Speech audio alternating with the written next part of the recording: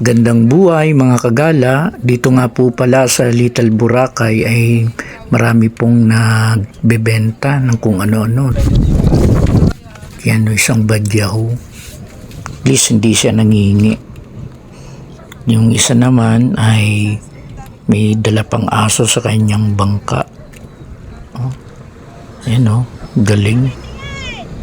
Sabi nila yung aso na yan, lumaki na yan dyan, kaya marunong lumangoy yan eh.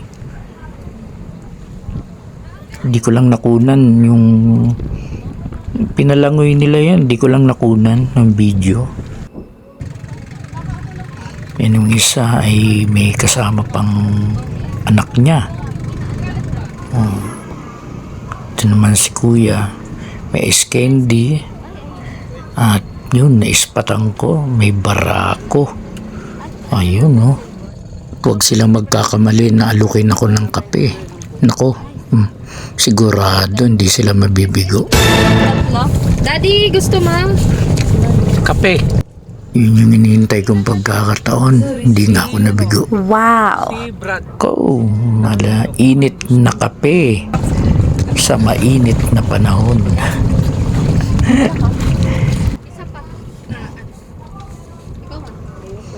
Pero ang maganda dyan ay itong mga kasama nating ito ay lumalaban ng parehas. Talagang tsatsaga sila, nagsisipag para mailaban yung kanilang buhay. At yan ang kahangahangang mga tao sa mundo. Ayan na yung kape ko. Wow! Kaping Barako, Batangas talaga. Oops. Ayan na.